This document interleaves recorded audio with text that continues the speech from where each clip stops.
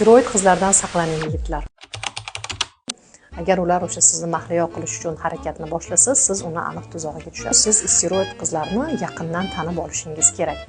Demak, birinchisi faqat o'zini manfaati yo'lida harakat qiladi. Ikkinchisi, ularga tomoshabin kerak va har doim o'zini eng yaxshi sifatlarini bo'rttirib ko'rsatishga harakat qiladi. Ortiqcha mehribon, ortiqcha shirin so'z, tashqi ko'rinishi, kiyinishi, ovozi hammasi yasama bo'ladi. Ko'pincha steroidlar bilan turmush qurgan yigitlar ularni o'sha chiroyiga, husniga, gapirishiga, ta'nnozligiga, maftunkorligiga uchib qolishadi va hayoti statistika bo'yicha steroidlar ko'pincha hayoti buziladi. Ya'ni ikkinchi, uchinchi marta turmushga chiqadi, farzandini ham to'g'ri tarbiya qila olmaydi. Shuning uchun dinimizda aytilganidek, ismi uchun, dini uchun, moli uchun uylaniladi. Shuning uchun dinini agar birinchi o'ringa qo'yadigan bo'lsak, unda mana shu nikoh siz uchun xayrli bo'lgan qizlarni topish imkoni bo'ladi.